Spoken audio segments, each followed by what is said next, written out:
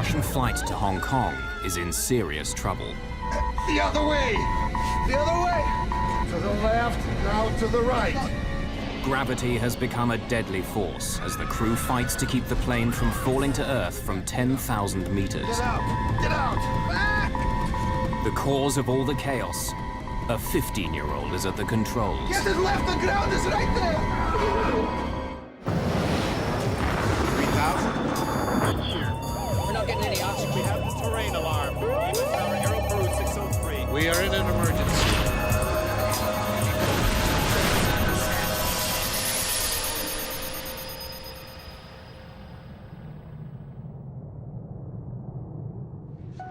Come and sit in my seat. Go on. Pilot being filmed. Are you filming? It's a family outing. A proud pilot taking his kids on their first trip abroad. But in just a few minutes, their vacation will turn into a terrifying fight for their lives.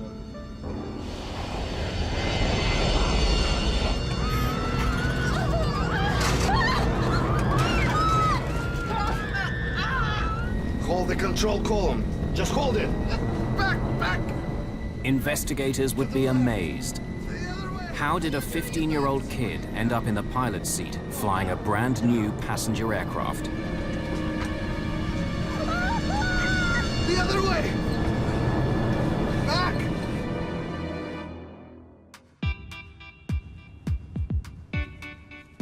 March the 22nd, 1994, Moscow. 15-year-old Eldar Kudrinsky is going abroad for the first time. He needs every gadget he has. Eldar, Uncle Volodya is waiting. I'm ready, I'm ready. Come on. But this is no ordinary kid. Eldar's father is Captain Yaroslav Kudrinsky, an international airline pilot. In Russia, that means membership of a privileged group and access to luxuries most of the country can only dream of. Okay, let's go. Ah, Captain is here. Now we can take off. Hello, Uncle Volodya. Hello. Aeroflot allows pilots' families to travel once a year at a discount. So Captain Kudrinsky is taking his children on a 4-day holiday to Hong Kong. Mom, it won't all fit. Anybody would think we're going for a year. Where is your daughter? Listen to the music in a car. By the time they're our age, these kids are going to be deaf. What? Deaf. Pardon? Captain Vladimir Makarov, Volodya to his friends, is an Aeroflot pilot too. He's also going to Hong Kong on holiday and will be keeping an eye on the kids during the flight. Mrs. Kudrinsky is only going as far as the airport to see them off. Eldar, Yana, promise you'll call as soon as you get there. Volodya, you will make them call me? Yeah. We'll call as soon as we can, okay? Come on, come on, come on.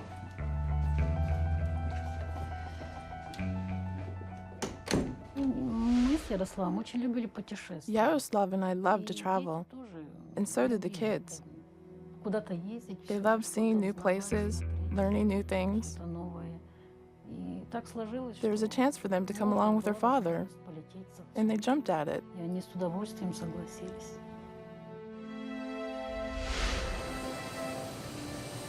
Eldar and Yana aren't the only ones boarding Flight 593. Most of the 63 passengers are businessmen from Hong Kong and Taiwan, looking for opportunities in the new Russia. Others, like Adrian DeVille, have come from London, flying Aeroflot because it offers a cheap connection to Asia. He's the manager of a camera shop in northern England and has a passion for aircraft. In fact, he's going on a 2-week holiday to Hong Kong to photograph the new airport they've just built.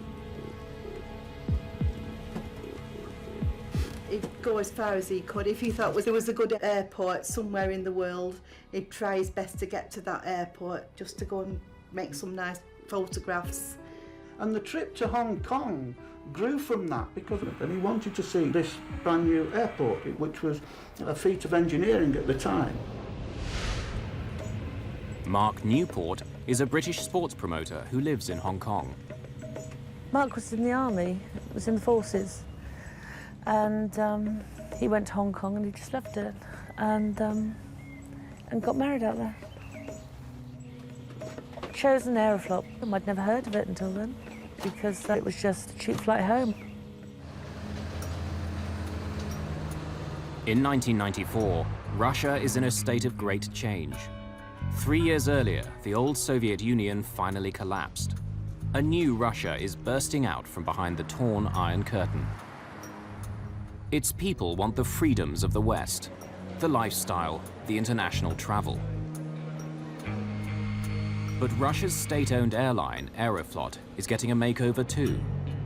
They struggle to buy 5 new aircraft from the company Airbus Industry, the $70 million state-of-the-art Airbus A310-300. Though it seats fewer than 200 passengers, it can fly 3 times further than any of Russia's biggest passenger aircraft. The A310 is a fully automated aircraft equipped with sophisticated fail-safe systems. Aeroflot hopes it will help improve the company's checkered safety reputation. Anytime there is a national carrier supported by their particular government, if that government is in turmoil, whether it's financially or political turmoil, it affects everything that's associated with that core government. Aeroflot is a national carrier, and so there's always the perception that they may not have had the monetary resources and the wherewithal to be a very structured carrier with a lot of oversight to ensure a high level of safety at that time. Aeroflot has created a new, prestigious division around the Airbus fleet, Russian International Airlines. Pilots wear special uniforms, they fly state-of-the-art planes, and travel to the world's top destinations. RIA represents a new, modern Russia to the world. After collapse of the Soviet Union, Aeroflot, still controlled by government, was forced to look for profits and develop a network which would be commercially justified. For Russia's premier airline, Aeroflot handpicks an elite corps of first-class pilots. Each of them has thousands of hours of flying time, impeccable safety records, and fluent English. They're given special training by the manufacturers of the aircraft, Airbus Industry. The airline had around 3,000 pilots at that time. Only 16 men were to be sent to be trained first. Only the best of the best made it. Kudrinsky and I started working here at Sheremetyevo at the same time, and naturally we first got acquainted simply as neighbors. Then we found out we were both pilots. Later, we both trained for the A310. We studied together. I remember how hard it was for them to master it, because the technology was quite different. So they were working very hard, but they all got through it and started to fly.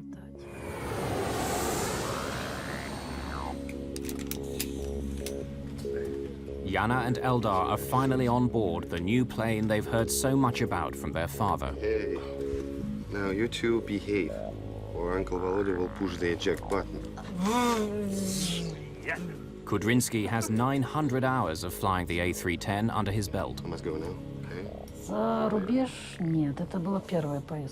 It was their first trip abroad, but naturally, they had come along with him on other trips within Russia.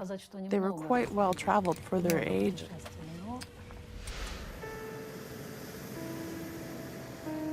First, Captain Danilov will command the flight through the busy flight corridors out of Moscow.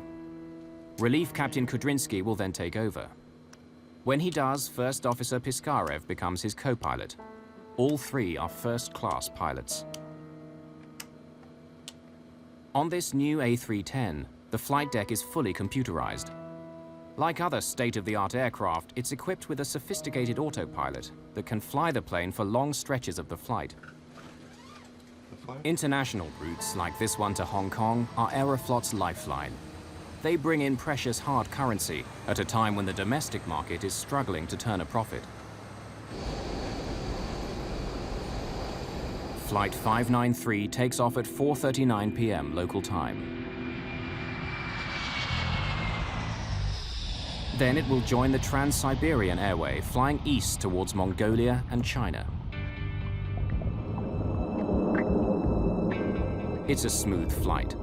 Only 4 hours into the 10-hour trip, they've just passed over Novosibirsk in Siberia, almost halfway. But Eldar and Yana are too excited to sleep.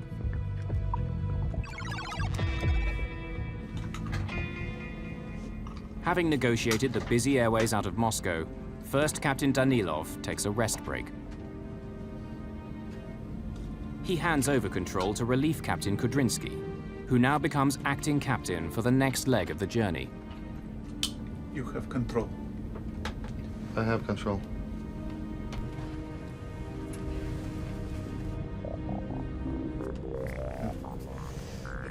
Still awake? Yes, why? Shall we surprise your father? In the cockpit? Hmm? Oh, yeah. Would you like that? Okay, let's go. Aeroflot's most technically advanced aircraft is now cruising on autopilot at 10,000 meters. It's a calm, windless night, but the peace will not last. The pilots and crew will soon be fighting to save the lives of everyone on board. One of Aeroflot's new Airbuses is on a direct flight from Moscow to Hong Kong. Captain Kudrinsky is taking his children on their first trip abroad. They're about to pay him a surprise visit. Have some very important visitors. Shall I bring them in? Okay.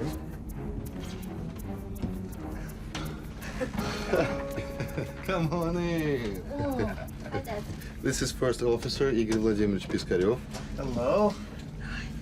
So, what do you think of our new airplane? It's very nice. It's amazing. So it's quite different from our old Russian planes, huh? Daddy, what's that? Well, this is a flight computer. It flights the plane. It does everything automatically. Now, come and sit in my seat. Would you like to? Come on. It's a quiet flight. Many passengers are sleeping, unaware of what is taking place on the flight deck. Daddy, can I turn these? Yeah. Now, Yana, would you like to pilot the plane? No. Put your hands on the control column. Come on, go on.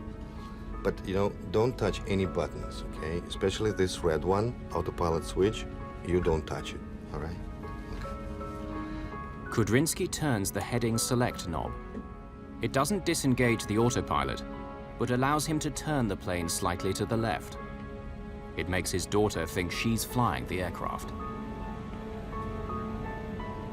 The artificial horizon shows the plane is banking slowly left. This instrument is vital when you can't see the ground, as it shows the pilot how level the aircraft is in relation to the horizon. Oh, it was you. You turned the plane. Kudrinsky now puts the aircraft back onto its preset course, while First Officer Piskarev radios local air traffic control with their position. Novokuznets, this is SU-593, flight level 330, heading 105. Flight 593 is now over 3,200 kilometers east of Moscow, near the middle of Siberia. Sierra Uniform 593, Novokuznetsk, flight level 350, heading 105. Sierra Uniform 593, estimating Zakir at 1759. Now it's Eldar's turn at the wheel. He's been waiting a long time for this moment. Pilot being filmed. Are you filming? Yes, I am. Can I turn this?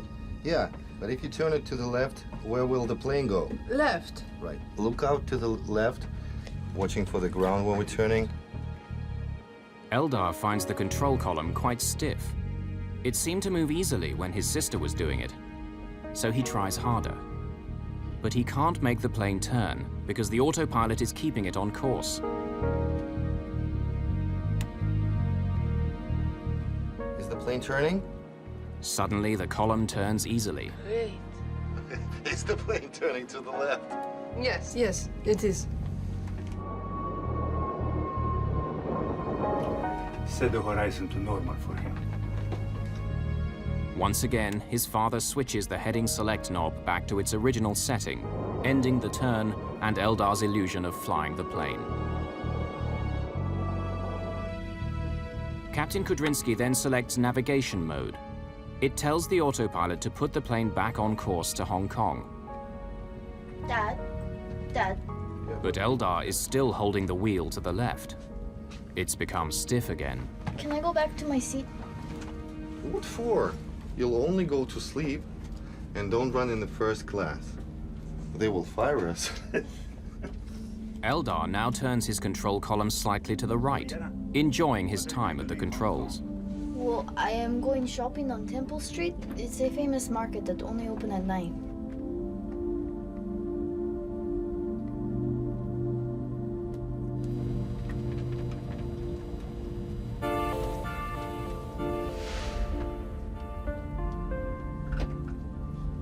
Why is it turning?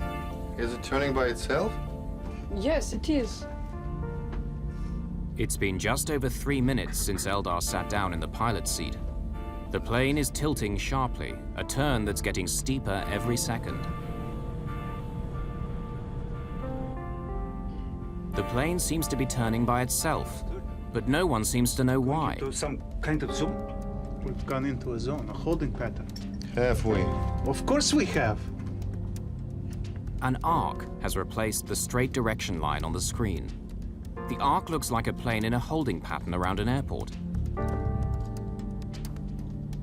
As they study the screen, the plane continues to turn. It's now banked at 45 degrees, which is steeper than what it was built for. Suddenly, the command bars disappear from the primary flight display. The crew no longer have any information about course or heading.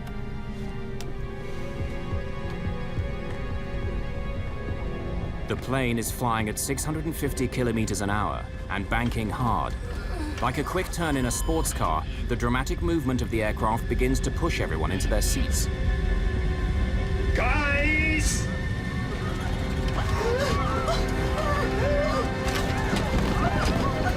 The A310's autopilot works to keep the plane aloft. Suddenly, the nose pitches up. The increased G-force makes it difficult for Piskarev to reach the controls. He does his best, but nothing happens.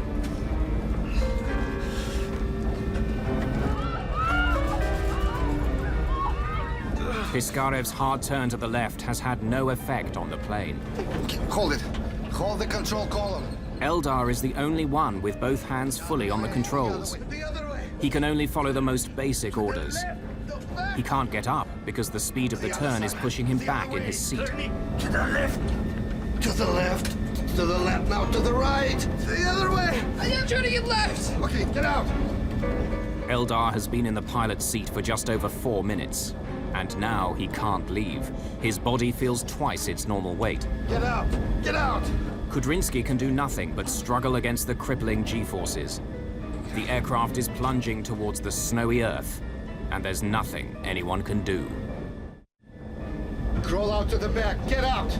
Get out. Get out. Russian International Airlines Flight 593 to Hong Kong is in serious trouble. There's the ground.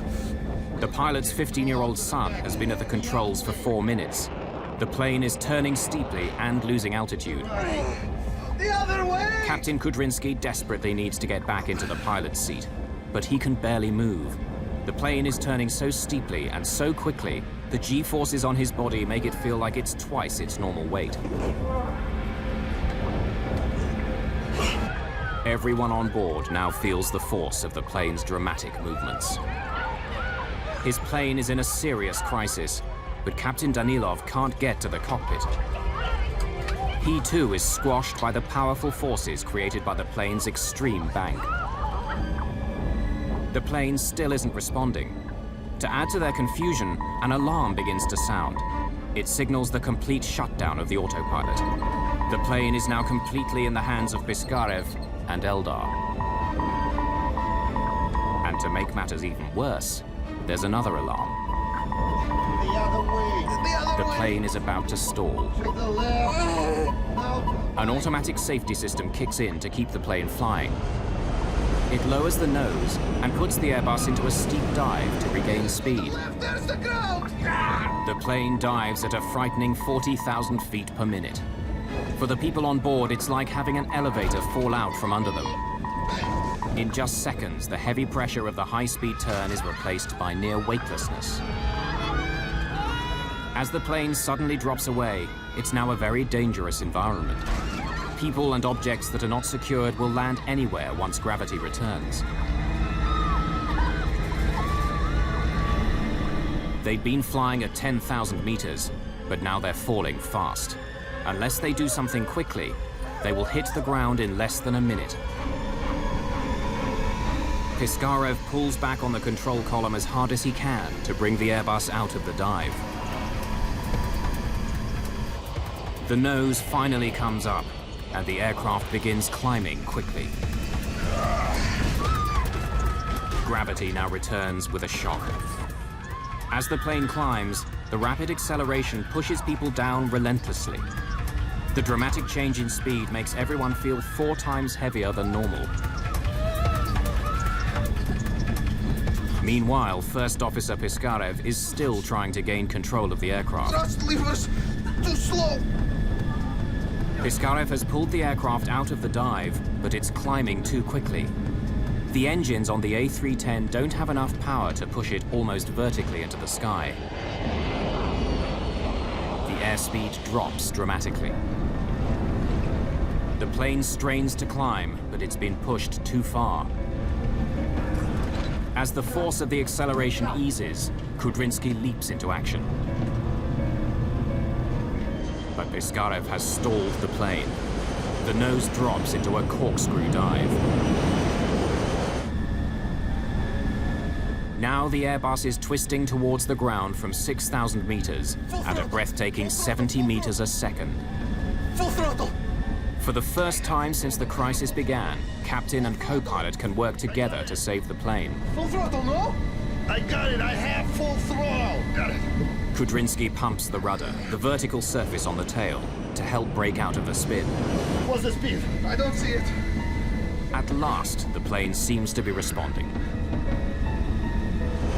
Working the rudder, Kudrinsky has nearly stopped the corkscrew dive.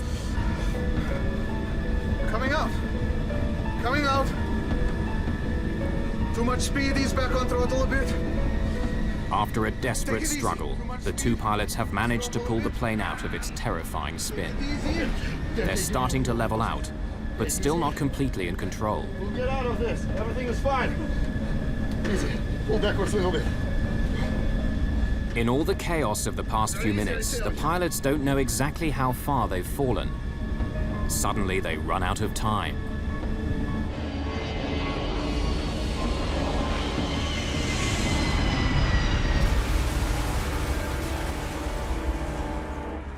Sierra Uniform 593, this is Novokuznetsk area control. Please come in. 500 kilometers north of the Mongolian border, air traffic controllers in Novokuznetsk wait for Flight 593 to radio that it's left their control area. Area control, please come in.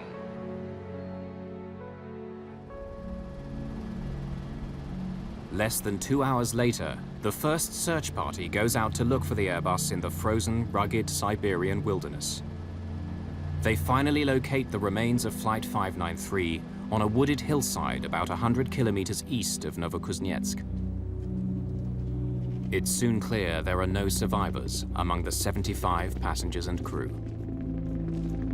This was a brand new aircraft, fitted with the latest technology. What could have brought it down? Why was there no warning, not even a distress signal? The Russian media are quick to speculate. Could it have been a terrorist bomb? When I was in Moscow, the news we had that it could have been a terrorist act, because we had terrorist acts on aircraft previously. We was completely unaware, other than that nobody had survived it.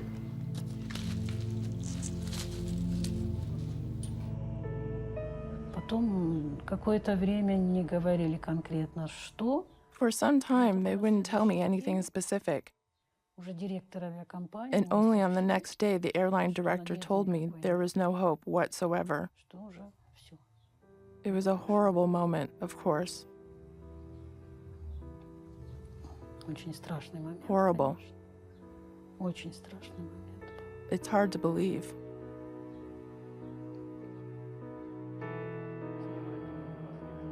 Aeroflot flies the families of the deceased out to Moscow. Among them is Brenda Clark, the mother of British passenger Mark Newport. We met my daughter-in-law there. They've told us, you know, it's cordoned off, we can't go down there. And she said, you can go down there, Bren, because the Chinese are down there. They have to do rituals and things, you know.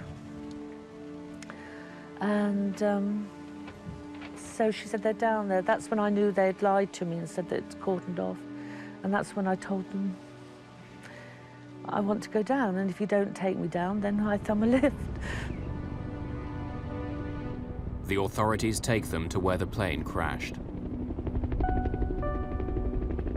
Relatives of Chinese victims drop pieces of paper with messages written on them. Others throw flowers. Yeah, that was really moving. We had the flowers, they had the little, they wrote messages on, I think, on these pieces of paper, and they threw them out. It's lovely. Yeah. The Russians take the families to a morgue in a town near the crash site, where the recovered bodies are being held. Many are too badly mutilated to be identified. They ask the families to look at recovered items of clothing to help identify the bodies. Brenda Clark finds her son's family photographs. It sends a chill through her. For the first time, she knows for certain he was on the flight.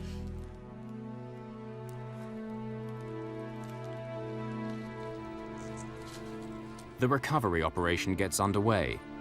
The Russian government mobilizes 238 soldiers, police, investigators, and rescuers. Everyone in the aviation world wants to know how a brand new state-of-the-art Airbus could fall out of the sky without any warning. Does the A310 have problems no one knows about? They need to find out fast. Chief Accident Investigator Ivan Mashkivsky is in charge. The crash site itself offers few clues. The ones he does have are puzzling. Unbroken bottles of champagne, a flight attendant in an oxygen mask, and finally the body of at least one child thrown into the cockpit. The plane's digital flight data recorder indicates the engines were running when it hit the ground. He rules out engine failure. Mashkivsky needs the expertise of a man who knows the A310 well. Someone who can also recreate the fatal flight and find out what exactly went wrong. Vladimir Biryukov is an experienced test pilot and crash investigator at the Gromov Institute in Moscow. He's an expert on the A310 Airbus. Biryukov was directly involved in testing and certifying the aircraft prior to the Russians buying it. Because of the fate of this plane, the fate of this airline, my first reaction was shock. How could such a thing happen? All I knew was that the plane had crashed somewhere over Siberia. I remember spending a sleepless night, distraught, and trying to figure out what might have happened and what could have caused it. Yeah, come.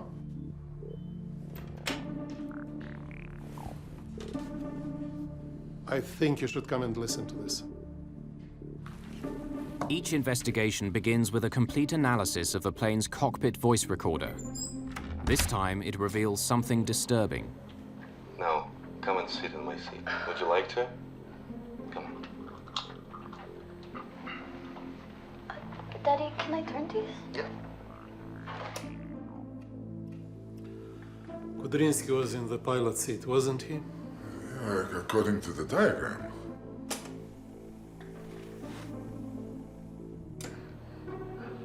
Can I turn this a bit? Yeah, but if you turn it to the left, where will the plane go? Left. Right. Look out. Again. Can I turn this a bit? Yeah, but if you turn it to the left, where will the plane go? 10 years ago, it wasn't unusual for people to be invited up to the cockpit. Of course, since 9/11, it's become a lot tighter, and you will find cockpit doors are locked generally throughout the flight. Every country sets its own rules as to who has the authority or the access to the cockpit. In some countries, it's up to the captain, so the captain can invite guests up to the cockpit. But to have them actually manipulating the controls of an airplane, regardless of whether they have people on it or not, the fact that this was allowed to occur is definitely an exception in the industry. Dad, can I go back to my seat? The two investigators are stunned by what they hear on the cockpit voice recorder.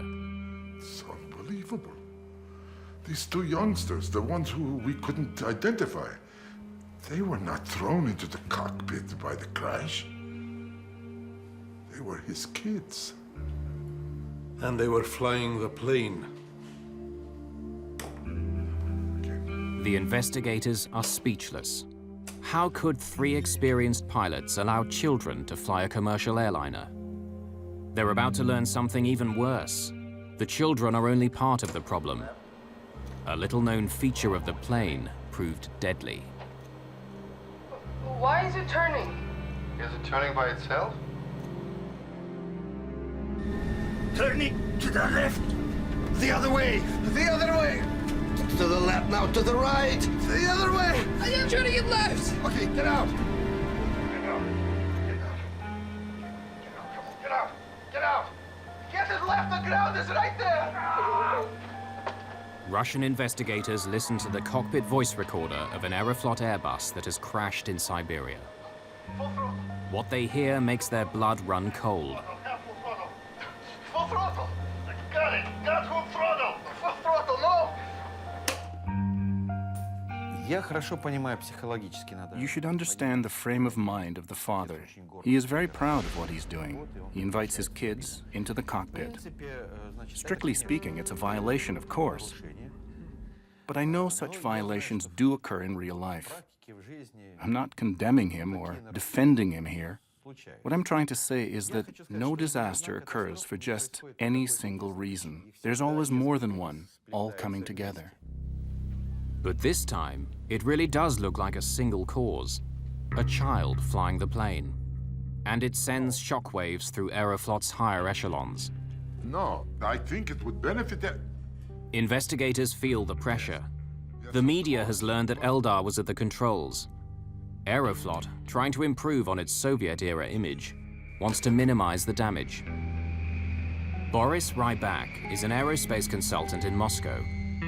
Aeroflot managers and executives indeed try to conceal results and try to downplay importance of this accident because it was very embarrassing. Managers at Aeroflot aren't the only ones following the investigation. Airbus, the European company which made the plane, is also intensely interested. Ivan Efremovich, what's wrong? Nothing. If the accident was caused by Eldar, it will vindicate Airbus. At the same time, grieving families are also clamoring for answers. Are you sure? For Mashkivsky and his team, it's a delicate balance. There is always more than one reason for a plane to crash. And we must find it. I'll do my best. His reputation, the reputation of Airbus, as well as Aeroflot, all now depends on finding this other cause. This was an international flight. It was a Western-built aircraft, and it was inevitable that the investigation that would be conducted by the authorities and the inquiries that would be conducted by claimant lawyers would expose information. At the same time, manufacturer of the aircraft, Airbus industry, was very keen to get as much realistic explanation of what happened because the reputation of this aircraft was at stake. What I objected to was the way we was treated by Aeroflot after the accident. They wouldn't tell us anything what was going on. They denied everything. I wanted to know why my son died. I wanted to know why these men had been allowed to do such a thing. But all we got from Aeroflot was blank, blank, blank. Every time we tried to find something out, they just didn't want to know. Families aren't the only ones desperate for answers. Vladimir Biryukov continues trying to learn all he can about why the Airbus fell out of the sky. Analyzing information from the flight data recorder, he can trace and repeat every command given to the aircraft during the flight. We were trying to get as close to the truth as possible, to find the cause, because that was the precedent. The first foreign-produced plane to crash while flying for a Russian airline. Don't run in the first class. The investigation confirms the autopilot was on when the plane got into trouble. Even with the children in the cockpit, the plane should have flown on course. What went so terribly wrong? So, any new developments? We can discount Kudrynsky's daughter. She sat in the chair, but she didn't fly the plane. At 17:47 and 6 seconds, Captain Kudrynsky tells her not to touch the autopilot switch. Her father gave the autopilot the command to turn, while Yana just rested her hands lightly on the controls. It was you. You turned the plane. But when Eldar took the controls, Biryukov discovers, something dramatically different happened.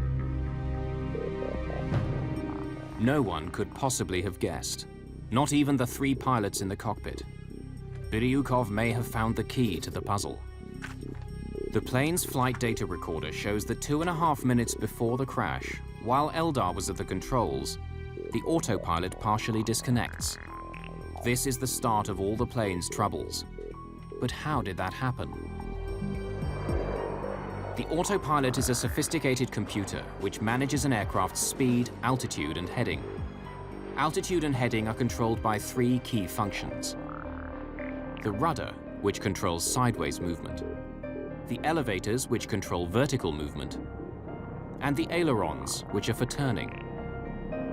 On Flight 593, the autopilot had disconnected itself from the ailerons. And the autopilots that were used in transport airplanes years ago were an on-off.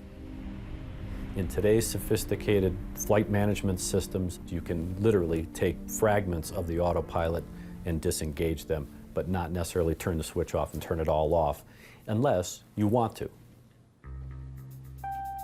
The question that really worries accident investigator Biryukov is how did the autopilot become partially disconnected? There's no mention of it in the cockpit voice recording. If this is a fault with the aircraft, it could prove fatal to future flights.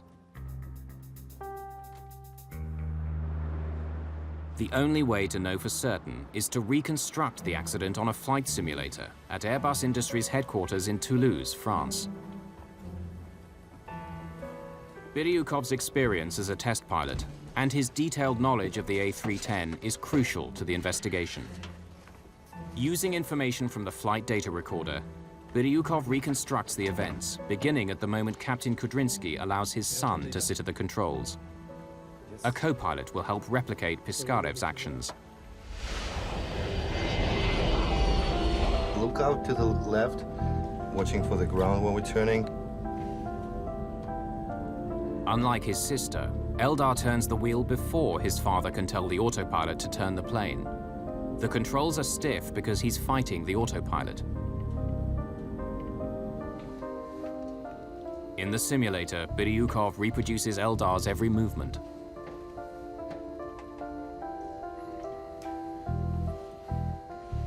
No, it's starting to go.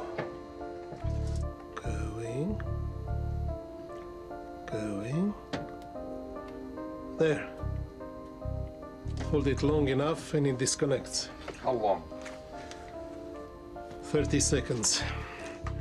And it disconnects smoothly. No warning. No. Now. No one in the cockpit knows it, but this is a critical moment.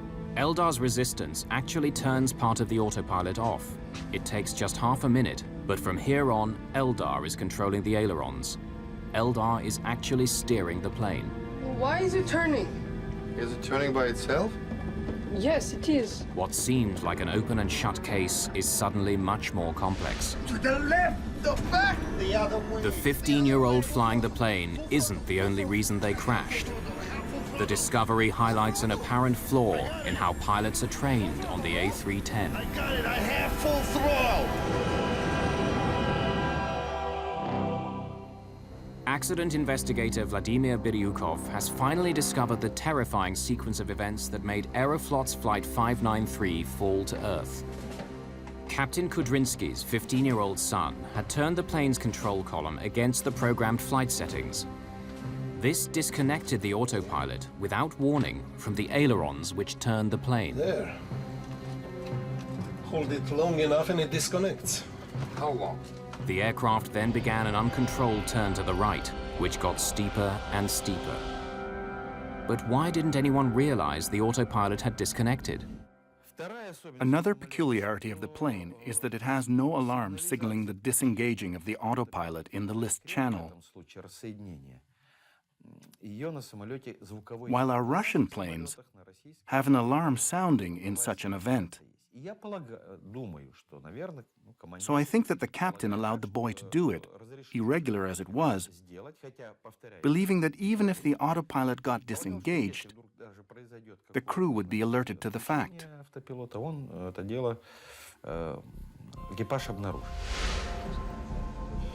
A310 Airbus has only a small light to tell the crew the autopilot has disconnected. There's no alarm. And the Russian crew was obviously unaware of it. But there's also another reason why no one realized what was happening. The autopilot still appears to be working normally because it's controlling the plane's other functions. Although the plane is now banking, the situation isn't yet critical. At this point, if the crew takes the proper action, they can still stabilize the plane. Eldar is the first to notice that the artificial horizon is at an angle. Why is it turning? Is it turning by itself? Yes, it is. The three pilots don't understand this at all. After all, Kudrinsky returned the flight to its autopilot heading. Makarov offers an explanation. Going into some kind of zone? We've gone into a zone, a holding pattern. Have we? Of course we have. Increasing 1 degree per second. 27 degrees. Now we should be entering into the zone. What's that?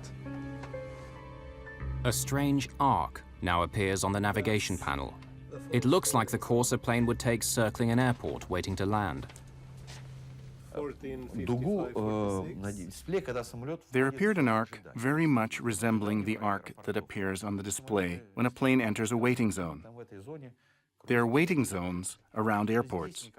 When too many planes accumulate, they enter such a zone and circle around while they wait. But there could be no such zone at that point on the route. And yet we hear in the voice recording, "Hey, we're entering a zone." This false holding zone distracts the crew for 9 seconds. In that time, the plane crosses a critical threshold. The Airbus is now banking at 45 degrees, far beyond its design limits.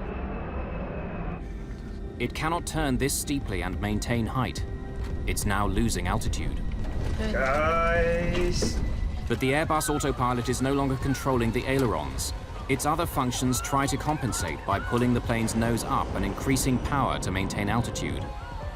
Passengers are pushed back into their seats. It's on the verge of stalling. It starts to shake like a leaf. Hold it. Just hold it. Part of the flight control panel now goes dark.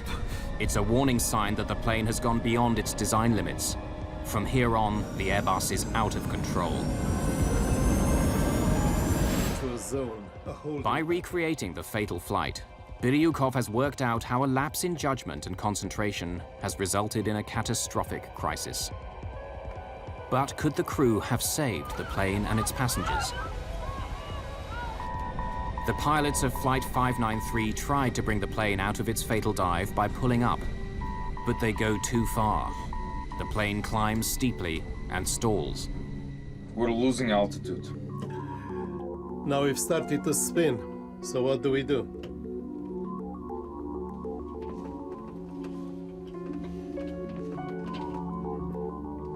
It's coming out of the corkscrew.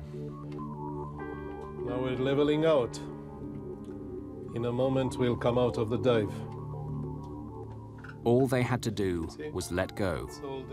The plane has an inbuilt survival mechanism which won't allow it to stall, even at very low speed. But the pilot has to know that. But the situation is totally new to them, something they weren't accustomed to handling. A stressful and incomprehensible situation. It would have taken special skills to act correctly in such a difficult situation. It was not the crew's fault, but their misfortune, because if a person doesn't know how to do something, because he was never taught to, you can't really blame him.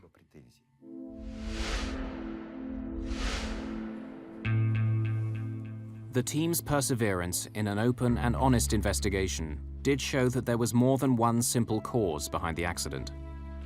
Their findings benefited the whole industry, especially the revelation that the autopilot can partially disconnect. This remains a feature of the A310, as it enables pilots to control certain elements of a flight while leaving the rest to the computer. But crews are now made aware of this.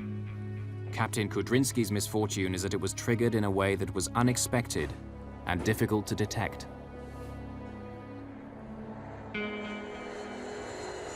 The crash of the Russian plane comes at a troubling time for the airline industry.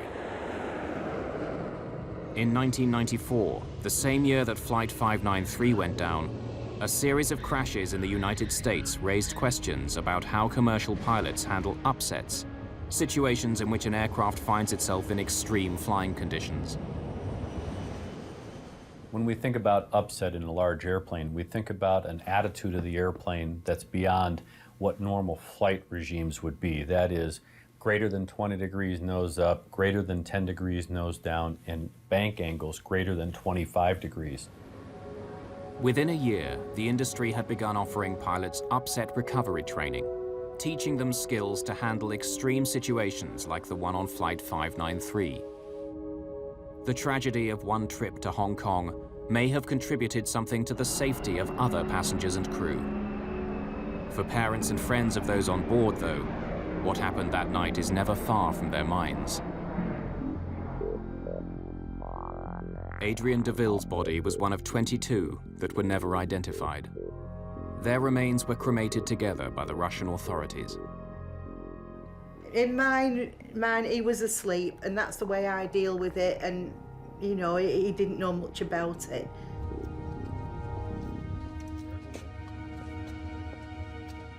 The crew of the Airbus are buried in Mitinskoye Cemetery in Moscow, in a hero's grave, next to the firefighters who died at the Chernobyl nuclear plant. Yana and Eldar lie next to their father.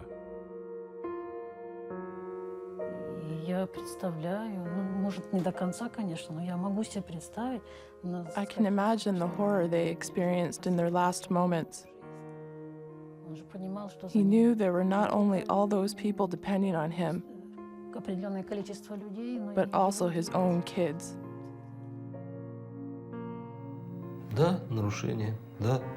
Yes, it was a violation. Yes, he did it.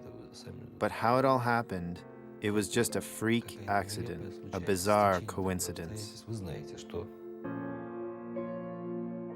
I can forgive the pilot.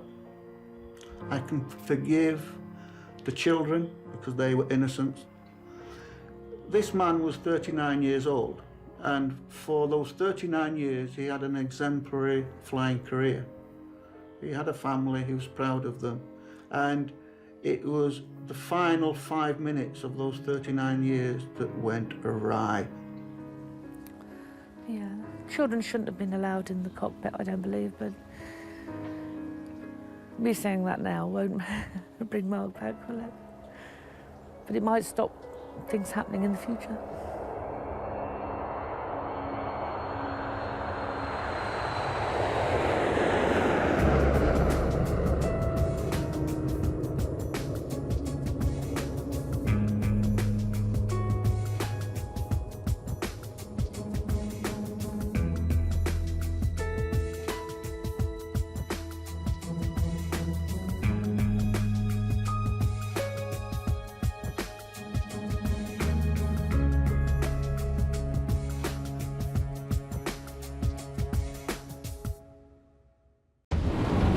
A shipwreck in the Greek islands.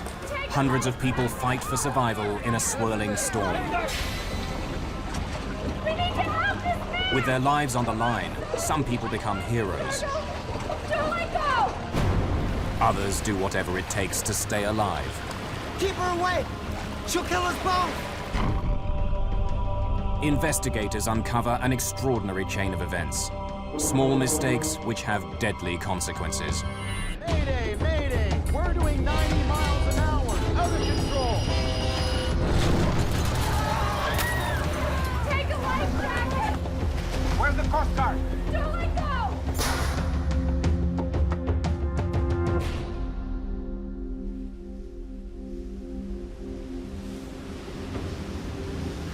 A passenger ferry pushes its way through a storm. What is that?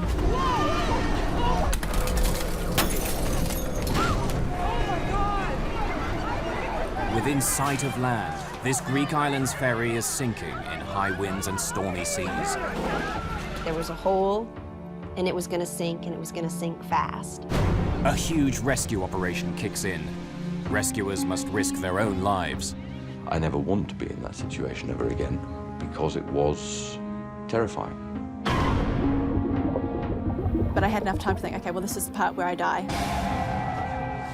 It was like a catastrophe. It was as if it was coming the end of the world for this island. For the people of Greece, it's a national disaster, the worst of its kind in 30 years. Discovering why it happened will take months of detective work and raise this question: how safe are the ships we sail on?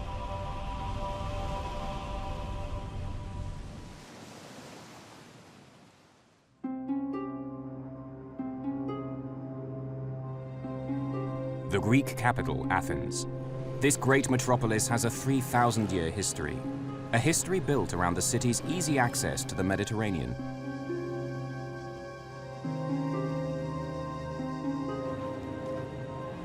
The harbor district of Athens is called Piraeus. Ferry boats ply back and forth between here and the more than 200 islands scattered throughout the Aegean Sea. For island hoppers, this is where the adventure begins.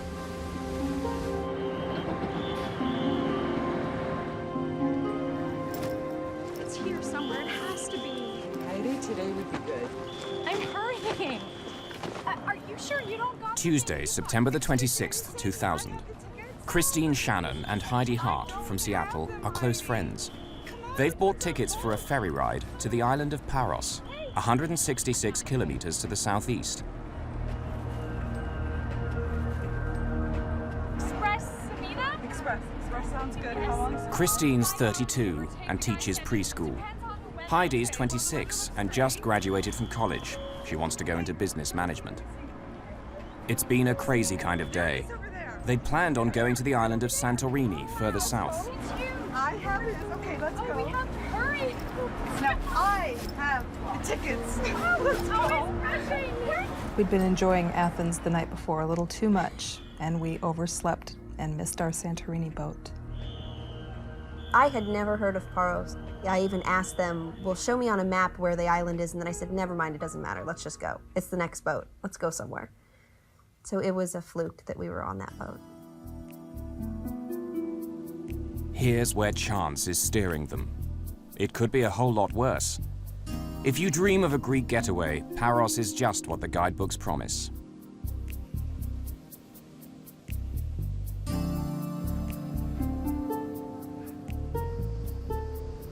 Life is laid back, and the backdrop is enchanting. Around 12,000 people live on Paros year-round.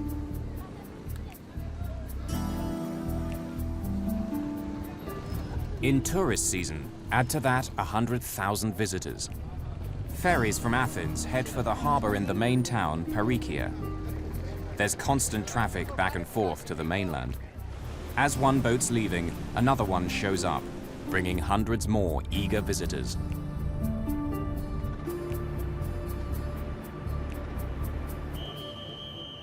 Christine and Heidi are among 472 passengers who board the Samina today.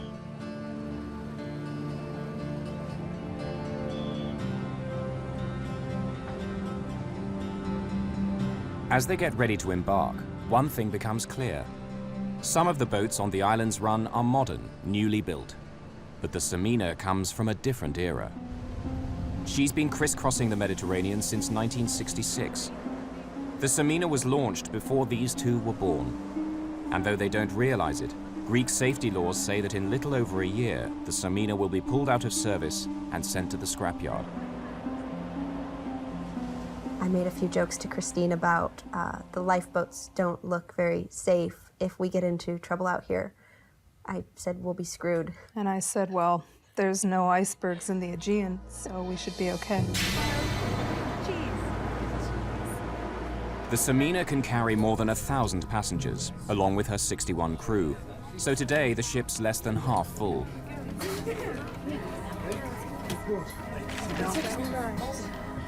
Katrina Stark and her cousin Sarah Davis, both from New Zealand, are backpacking. Like Heidi and Christine, they're literally sailing into the unknown. Paros. We had no plans. We went to get on the very first ferry that was leaving, going wherever it was going to take us, and that happened to be first stop Paros. At 7:15, 2 hours into the journey, the sun is setting. There are still 3 hours to kill before the Samina arrives.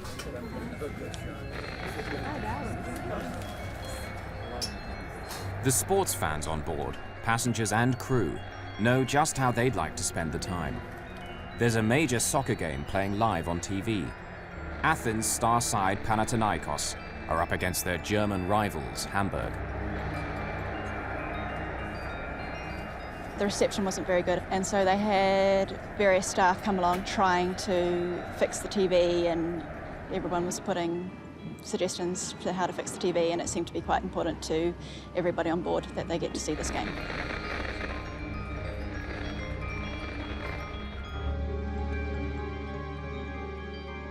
At 8 p.m., the Samina passes the island of Kithnos.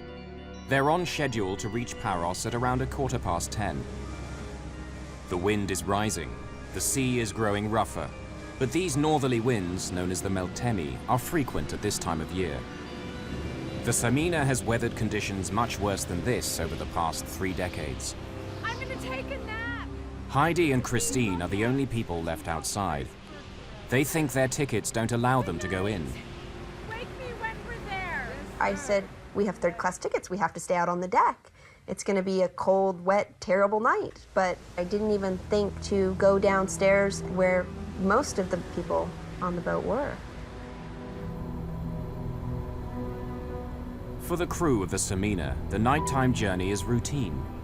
Hazards such as reefs and rocks are all clearly marked on their charts. Many have warning lights. 2 jagged outcrops rise from the sea within sight of the main harbor on Paros, Perikia Bay. Known as the Portes, or the Gates, they lie 5.5 kilometers from the town.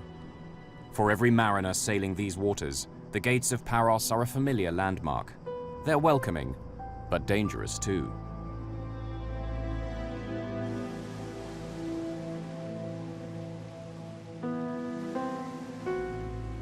The rocks rise 25 meters out of the sea. Every passing ship must give them a wide clearance. At night, a beacon light on the taller of the 2 rocks sends a clear warning to sailors. Stray too close to the Gates of Paros, and disaster will follow.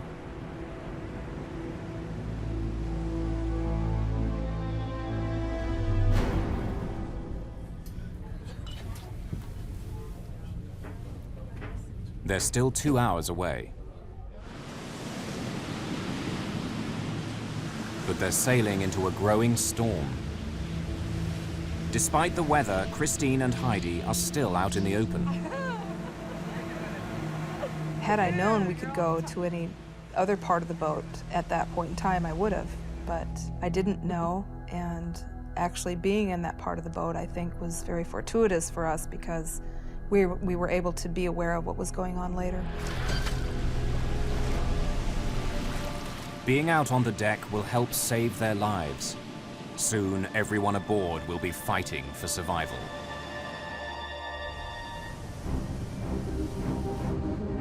On the evening of September the 26th, 2000, The passenger ferry Express Samina leaves Athens harbor, Piraeus, heading southeast.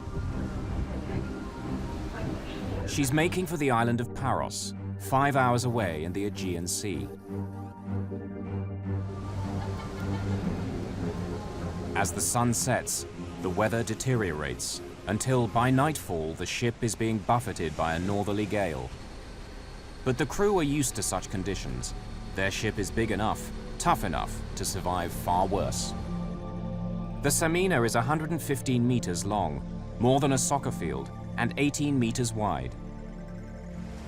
Passengers are widely dispersed. Heidi and Christine are out on the open deck.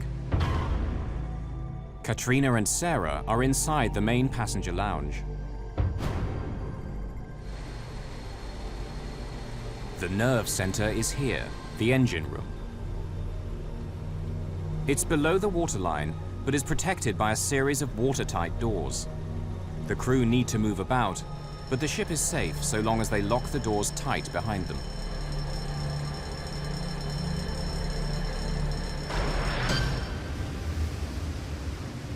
To reduce the rolling effect of the waves, the ship also has a stabilizing system, like small wings that extend out into the water. It's still a bumpy ride, but it doesn't stop passengers moving about when they want to. As we got further away and night began to fall, the seas got rougher and it became stormy until it got to the point where you couldn't even walk on board. You had to kind of stumble sideways. People were kind of laughing. It was kind of funny at the time. Being from a place where we ride ferries quite often, it wasn't really a concern to us at the time, but it was pretty rough out there. It's 10 p.m. The wind has now risen to nearly 50 kilometers an hour. Waves are cresting 2 meters high. Despite the gale, visibility is good. Those are the lights of Paros. The Samina's on time and still pushing forward at 33 kilometers an hour. Then suddenly,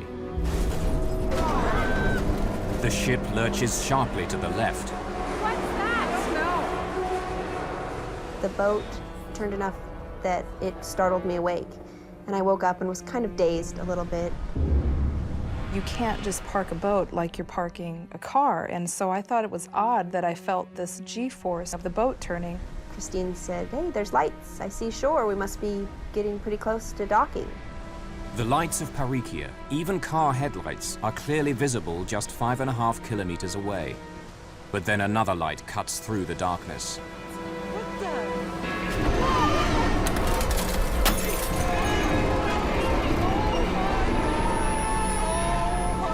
This rock just comes out of nowhere, just out of the black night.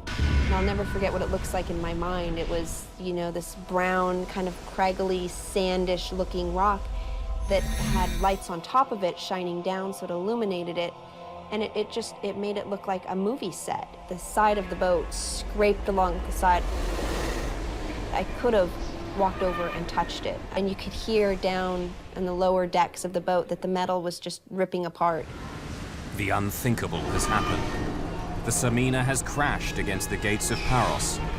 1 million kilos of ship grind against the rocks. It was the worst sound, and it was the loudest sound I've ever heard in my life. It sounded like fingernails on a chalkboard, just God's fingernail on the biggest chalkboard in the world. There was a hole, and it was gonna sink, and it was gonna sink fast. The shockwave reverberates through the ship. Suddenly there was a big lurch to the right side of the boat, and people who were standing up got thrown off their feet. Everything in the bar smashed. I looked out the window and there were 2 large rocks went past that looked white, lit up by the light inside the ship. I don't know what that was. Oh, man, it just doesn't sound good, you know? In a situation like this, the time frame is so hard to put back together. But it seemed like maybe a minute or two until the boat started to noticeably lilt to the side and tip. And that's kind of when the chaos started.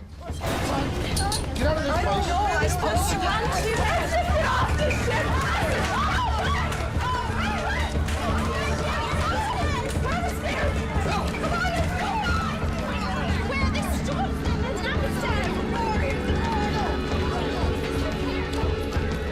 Lots of people were crying, lots of people were praying, holding on to each other, yelling. There was no alarm or siren, there was no one to tell us what we were supposed to do. We need to get off this boat and we need to leave right now. We don't have to panic. Christine said to me, the Titanic took hours to sink. And I said, we don't have that much time. We don't have hours, Christine. We need to leave now. Okay. In my mind, I thought, this boat's gonna sink and we're all gonna die. All these people trying to get life jackets. Being taller, I was able to reach over the heads of most people who were trying to get hold of life jackets and grab two. The Samina has 61 crew members, but where are they? Passengers must fend for themselves. So I yelled to Christine, come here, I think I found life vest. Hey, just open up. Just take it out. At this point, people were starting to run past us.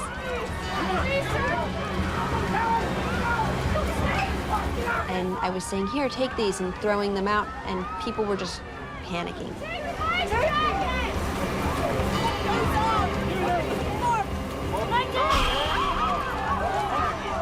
Within minutes of the collision, the ship's lights go out.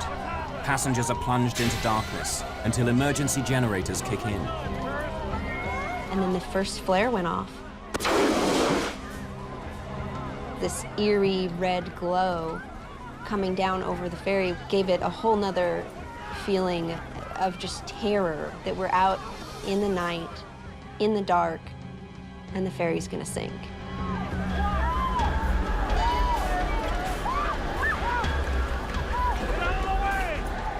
At the harbour, port officials are now aware of the developing crisis. Port Authority Vice Commander Dimitrios Malamas starts to organize a rescue. He needs all available boats right now. What vessels do we have in the area? Alexis Bisbas runs a yacht charter business in Pareikia. The first I heard of the disaster was a phone call that I got from the port police at about 10:15. Can I get out there with my boat as quickly as possible just to help with whatever might be necessary? And there was no way that we had any idea that it was going to be a disaster of that magnitude. Paros has a medical center equipped for the islanders' basic needs, not a major disaster. Dr. John Polyzoides was an ER surgeon for 35 years. Though retired, he helps run the center. We saw the ship was going down, and there were a lot of boats and lights and so on. I personally did not expect anything tragic to come out of that because we were so close also to the harbor. Aboard the Samina, many of the 472 passengers are in a state of sheer terror. It was chaos. It was people not knowing what to do and waiting for a captain or a crew to help us. There was a woman who went through the door just before us, and she, as soon as she got out onto the deck, she climbed over the railings and just jumped off, like didn't look back or didn't say anything to anybody, and just climbed over and threw herself off into the water. There was people holding children over the railings, wanting to throw them down to people in the water. It was quite a terrible scene. The wind hampers efforts to abandon ship. They were releasing inflatable life rafts. They weren't attached to the ship, so as soon as it was released, it was in a big storm, it would get picked up by the wind as soon as it was inflated, and they were just blowing halfway to Athens. The rafts blow beyond the reach of many passengers who've already leapt into the sea. In the confusion, Heidi Hart is knocked flying, striking her head. I kept thinking, if I black out now, I'm done for. This boat's sinking. I have to stay conscious. I had this adrenaline rush, and there was, a feeling that I would call terror. I knew instantly this was going to be a fight for our lives. There was some point in time where I literally felt myself leave my body and instincts kicked in. Everybody was running to the rear of the boat, and Christine just looked at me and said, "Go that way, to the front of the boat." And she said, "But nobody's up there." It was the darkest part of the boat. It was the highest part of the boat. She said, "Nobody's up there." I said, "I don't care, go." And luckily for us, that's where we found a lifeboat hanging over the side of the ship.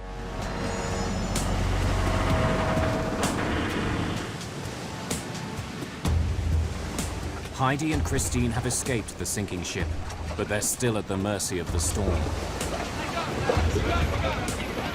When we jumped into the lifeboat, it wasn't orderly, here's your seat. It was jump. Where you land is where you are, and so we were just kind of all pig-piled in this lifeboat together. The battle for survival takes an ugly turn. Each passenger must decide, help others or fend for themselves.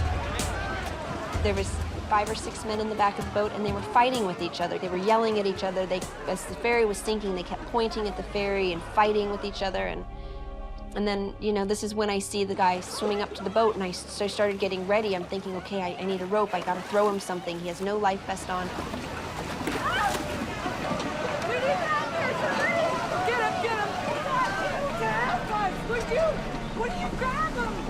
The only thing you could see was his eyes and his nose coming out of the water, and he was just barely making it, swimming towards us. Everybody else on the boat was yelling, "No, no, we can't take any more people on." I've got you, don't worry!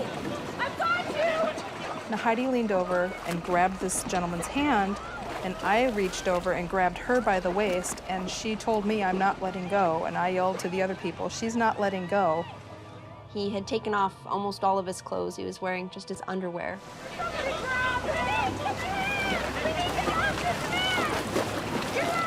I mean, I'm not a very big person. I'm 5 feet tall. Just me trying to pull him in the boat wasn't gonna work. The men in the lifeboat realize that Heidi won't let go and finally help haul the drowning man on board. I don't know what they were thinking. They were panicking. So, I mean, who am I to judge what other people were thinking and doing? But there was a lot more that could have been done that night. Of the 533 people who set out on the Samina, many are now in the sea. Others are still trapped on the vessel itself. The ship begins to roll over. If it goes down, dozens of people will be dragged down with it.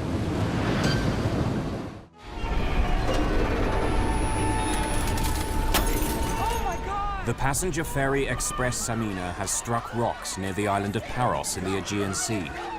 533 passengers and crew face a battle to survive in high winds and stormy seas. Some people have managed to clamber into a lifeboat. Others have stayed with the ship and now fear it will sink beneath them. At that stage, we were on the deck trying to figure out whether it was a good idea to jump overboard as well. But we were tilting further and further, and it was getting to the point where we didn't really have that choice anymore. It's 10:50, 40 minutes after the collision. Sarah! Are you looking at me? As the Samina continues to roll, Katrina Stark has little choice. She hauls herself over the rail.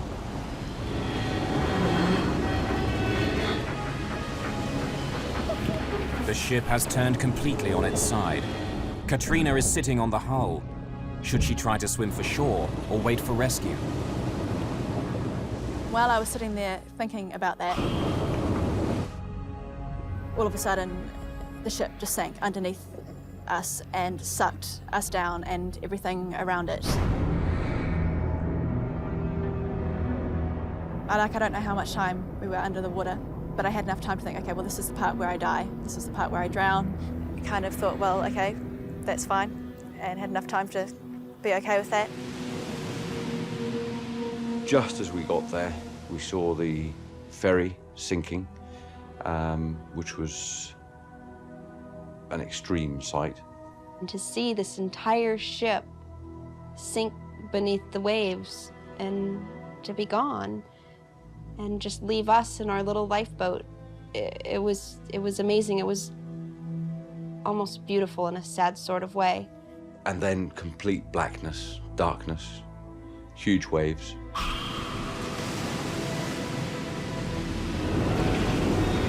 The Samina sinks 2.5 kilometers from the gates of Paros. Even without its engines, wind, waves, and the ship's own momentum carry the Samina closer to the shore. The sea here is 38 meters deep. As the Samina goes down, huge bubbles of air escape from the ship, making the water less dense, making objects in the water sink more quickly. Katrina Stark sinks several meters before the buoyancy of her life jacket pulls her up again.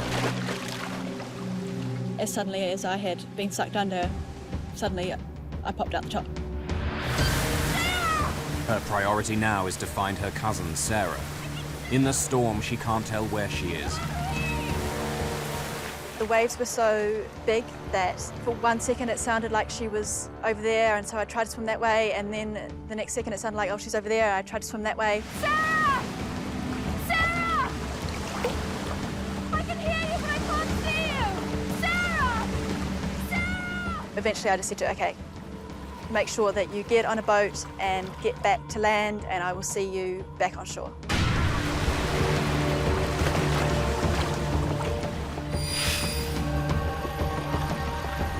At 11:15 p.m., Dr. Polyzoides receives his first casualty of the night, but something doesn't add up. They brought a man on a stretcher. He was semi-conscious. And then we started working on him. He had hardly any blood pressure.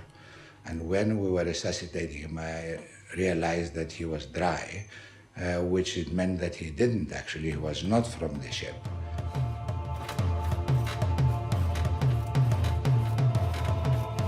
Anyway, we carried on. Eventually, we lost him. He died in our hands. And then people came and he said, you know who it was? And I said, no. His patient isn't from the Samina, but the disaster still claims its first victim. The man is Dimitrios Malamas, who'd been helping organize the rescue. In the crisis, he'd suffered a heart attack. He was 40 years old.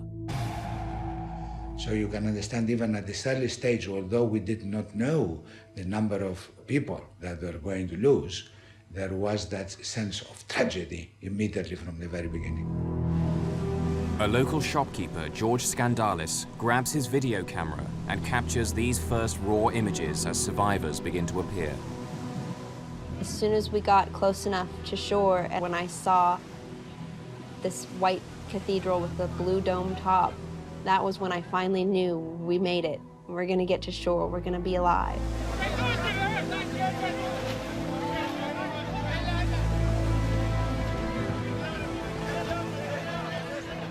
I felt more alive than I've ever felt in my life. Giddy, almost giddy.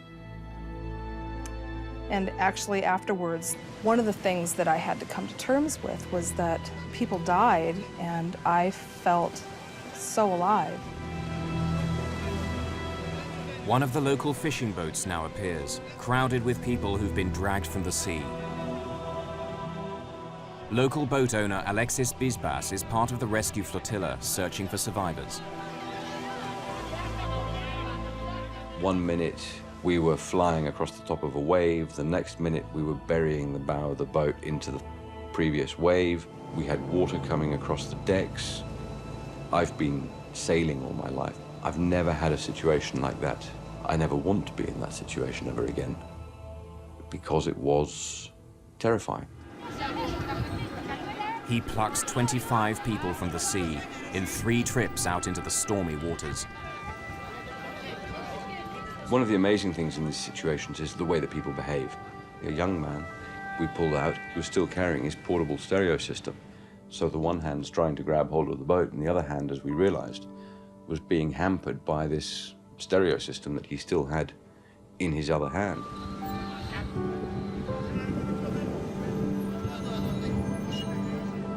One of them was an old lady who had tied to her life jacket her bag. As we were trying to drag her into the boat, we realized that something was stopping her, and I went to cut her free of this bag, and she said to us that if we did, we should throw her back because that was her entire life in this bag. Many survivors are in a state of shock. All are cold, wet, and exhausted.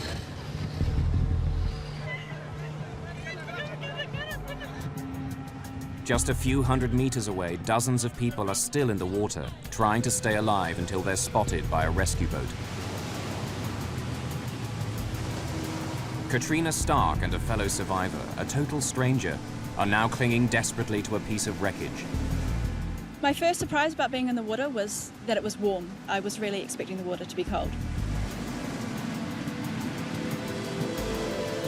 They were big waves, and you just had to cling on tight to the piece of wreckage.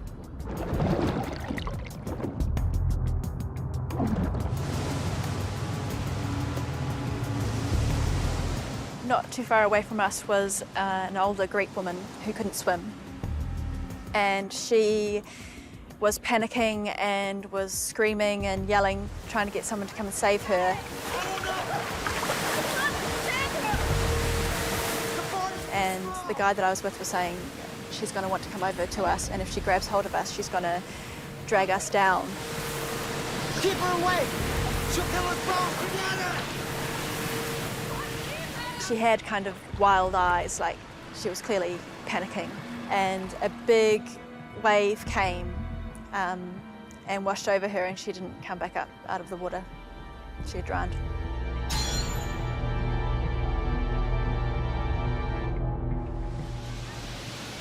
There are still some signs of hope. Some people have been pushed south by the wind.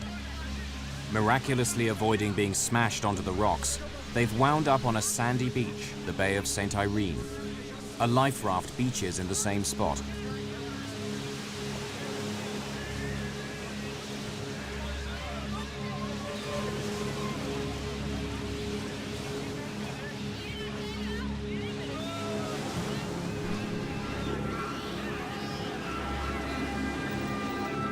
They're safe now, but the terror these little children have gone through is hard to comprehend. More than 400 survivors have now wound up on the dockside. Many have suffered a terrifying ordeal in the water. They're rushed to the medical center, where Dr. Polizoides has now assembled a team of 15 medics. Some doctors and nurses based on the island, others tourists who've come in to assist. Between 11:30 and 12, the first drowned was brought in on a stretcher. And although I worked for 35 years as an accident surgeon, it was a horrible experience.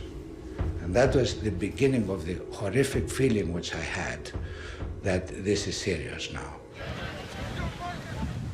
At midnight, after an hour in the water, Katrina Stark is brought to shore.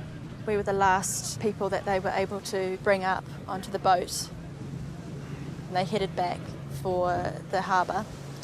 And on the way, they stopped a couple of times to pick people up, but they would go to pick them up and realise that they were dead, and so they'd just leave them where they were. Katrina doesn't know if her cousin made it. Sarah? Katrina? I was just never been so happy to see anybody in my whole life. And I just grabbed hold of her and wouldn't leave her side for a second. So happy to see you. How are you? You okay? Are you keeping warm? Yeah. It was terrifying. I mean, it's been 5 years since the accident, and I still have nightmares. I still think about it. It will still make me cry. You guys have had quite a shock being in the water. It was traumatic, and it was very scary, but it was also a singularly defining moment in my life where I was able to use all of the resources I had to survive. I think we've got him! Pull, pull, pull, pull! I don't think I would have chosen not to live through this.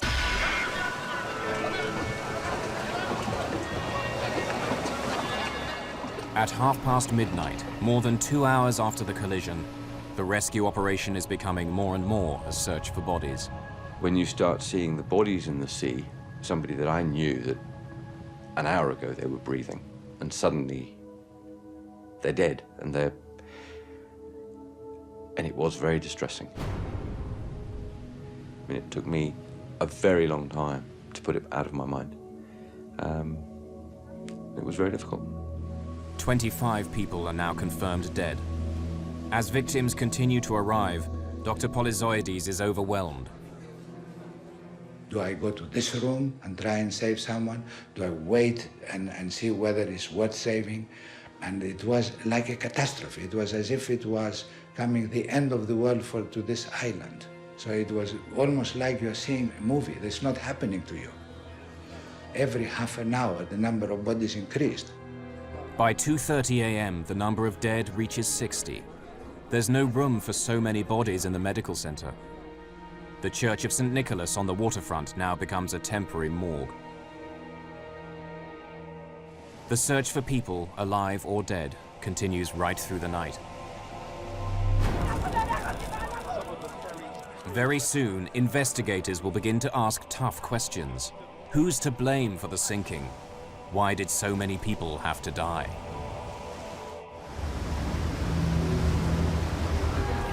The passenger ferry express Samina has sunk in a storm in the Aegean Sea. Already 60 people are confirmed dead. Many more need medical treatment. Morning reveals the power of last night's storm. A lifeboat lies smashed to pieces on the rocks. Life rafts blew away, empty. A message board at the harborfront lists who's alive and who's still missing. Bodies will continue to wash up on the beaches for days to come. There aren't enough coffins on Paros. More arrive. Even the most experienced professionals are touched by the trauma. I was so shaken by this that I didn't sleep for 2 nights, and on the 3rd night, where I went to sleep, I dreamt that my son was drowning. Very quickly, the grief turns to anger. Where were the crew when the ship hit the rocks? Where were they when the passengers needed help? Rumors spread like wildfire and are picked up by the media. Were some members of the crew watching the soccer game on TV when they should have been steering the ship? The captain, 53-year-old Vasilis Yanakos, is held for questioning by the police. On Paros, the funerals begin. Here, a 4-year-old boy drowned with his father. Divers discover 10 bodies trapped inside the hull of the Samina. The last body is found floating 2 weeks after the sinking, 50 kilometers north of Paros. Altogether, 80 people have died, 75 passengers, 5 crew members. This is Greece's worst shipping disaster in more than 30 years, a national tragedy. In the bitter aftermath, the spotlight falls on the company which owned the Samina and its vice president, Pantelis Sphinias. He could face criminal charges, as well as multi-million-dollar compensation claims. 2 months after the sinking, police surround a body lying on the sidewalk outside company headquarters in Athens. Sphinias has jumped out of his 6th floor window, committing suicide.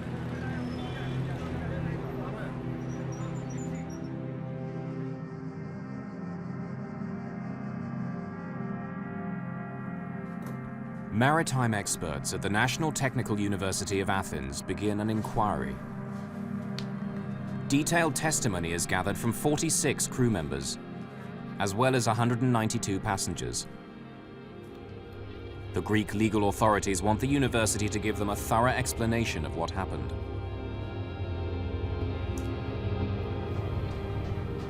Professor David Molyneux of the National Research Centre of Canada is one of the world's leading experts on ferry safety. He's studied the findings of the Greek investigators, who came up with a startling realization. What they found at the inquiry defied some of the initial speculation concerning the age of the ship, and the accident, in fact, turned out to be caused by something completely different. Testimony reveals each small but critical factor that together turn a routine ferry crossing into a national disaster. 3 hours into the journey, the crew switch on the ship's autopilot. The autopilot is an electronic link between the compass and the rudder, correcting the rudder a little bit one way or the other to bring you back where you want to be. Even on autopilot, a crew member should constantly monitor the ship's position. It's bad practice to leave an autopilot unattended, particularly in bad weather, because the wind, the waves, and the current are all acting to drift the ship in one direction. And that kind of steady drift is not compensated for by the electronics in the autopilot. As the weather grows worse, the crew deploy the ship's stabilizer system to make the ride more comfortable for the passengers. The stabilizer uses two small fins to counteract the roll of the ship.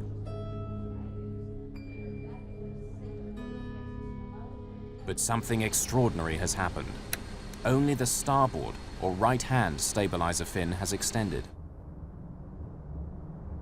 Very unusual. Normally we'd expect both stabilizers to be working at any one time. With just one stabilizer, the ship is no longer symmetrical, so the flow around the ship is unbalanced, and as a result, the ship will tend to drift one way rather than go in a straight line. With only the starboard stabilizer, the Samina is pulled slowly but surely to the right. It's a deadly malfunction. Captains aim to stay at least 740 meters left of the gates of Paros. But when the Samina arrives, she's on collision course. A crew member makes a last-minute attempt to steer the ship to the left, but the ship can't turn quickly enough.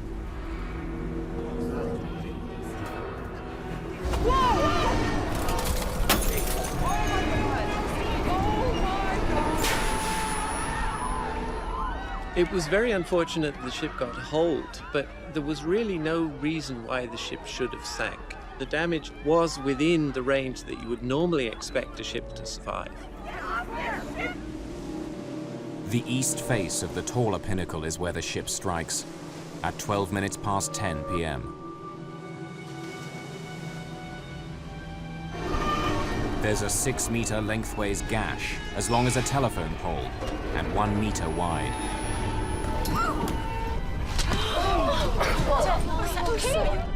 But this hole is well above the waterline. No water should enter the ship. Moments later, a second impact. The stabilizer fin bends backwards. It stabs like a dagger through the ship's side. This 3-meter gash is below the waterline. Even worse, it's exactly alongside the engine room. The main generators are knocked out. Electrical power is cut throughout the ship.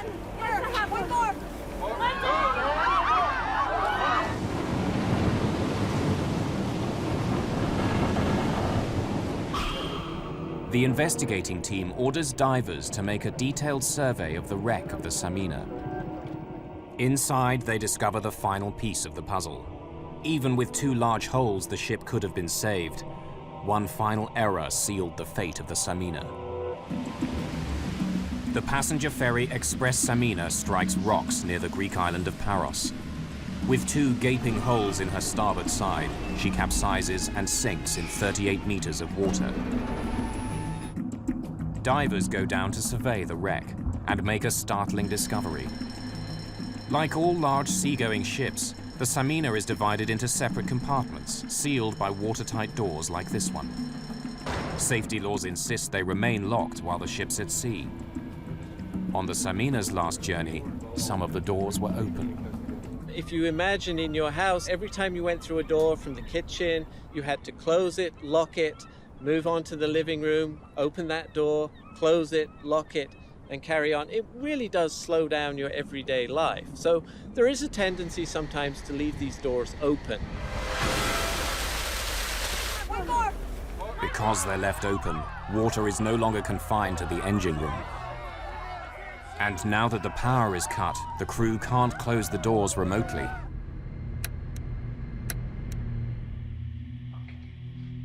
"29 of the crew are called back for a second grilling by investigators.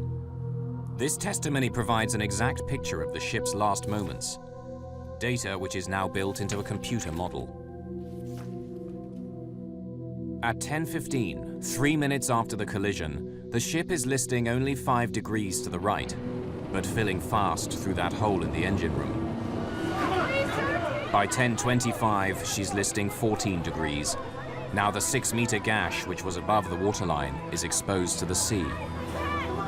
This is the point where the Samina and 80 of those on board are doomed. The ship can't withstand this degree of damage. The Samina is what's called a ro-ro ferry. It stands for roll on, roll off. This is a modern ro-ro ship. Vehicles simply reverse in through the stern doors and then drive out at their destination. It's a cost-effective design with a potentially fatal flaw. The worst shipping disasters in recent times have involved vessels designed this way. The Herald of Free Enterprise went down with the loss of 193 lives at Zeebrugge in Belgium in 1987. 850 were drowned aboard the ro-ro ferry Estonia in the Baltic Sea in 1994. Unlike a cruise ship or a cargo vessel, which are divided into many smaller compartments, the vehicle deck of a ro-ro ship is one large open area, highly vulnerable to rapid flooding. Imagine comparing flooding an egg box with flooding just an empty cardboard shoebox. The shoebox would tend to fill up very, very quickly, whereas an egg box would tend to fill up each compartment at a time, and so the egg box would stay afloat, whereas the shoebox wouldn't. This open space is especially vulnerable because it's so close to the waterline. The car deck on a ro-ro ferry is low to make driving the vehicles on and off easy. As a result, you're relying on those watertight compartments to keep the ship afloat in the event of damage. By 10:29, the Samina is listing 23 degrees. She's now tilting so much that it's impossible to launch more lifeboats. Only 3 of the 8 she carried got away. 3 minutes later, at 10:32, she's listing 33 degrees. At around 10:50, the ship turns completely on her side.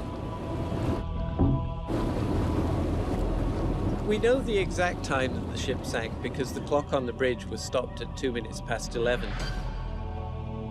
Divers surveying the wreck make their most important discovery. Of the ship's 11 watertight doors, 9 were left open. And the most important aspect of this accident was leaving the watertight doors open. As a result, the ship flooded, lost all its reserve of buoyancy, and eventually sank. If the doors had been locked, despite the navigational error which put the ship on the rocks, despite the hole in the engine room, this would probably have been a survivable accident.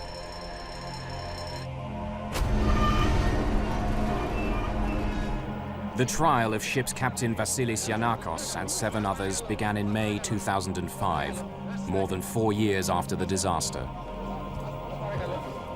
The sinking of the Samina led to safety improvements.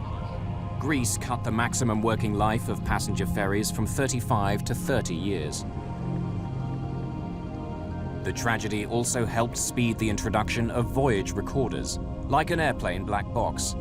They're now mandatory in all passenger ferries. Some good came out of bad.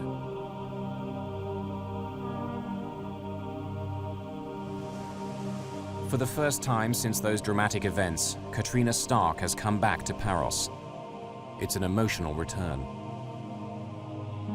It was a pretty traumatic thing to go through, but it's quite a character-building experience, and I think it plays a large part in who I am today. For their role in helping to save lives, Heidi Hart and Christine Shannon were given an award for heroism by the city of Seattle. I understand my strength a lot more, and I can live freely without the restraints of being scared of what's unknown, because life is an unknown. Even for a heroine, it's tough to look back. Christine and I, we always say we were the lucky ones. We were in the right place at the right time, and that is the only thing I can think of why we made it and so many other people didn't. And it breaks my heart.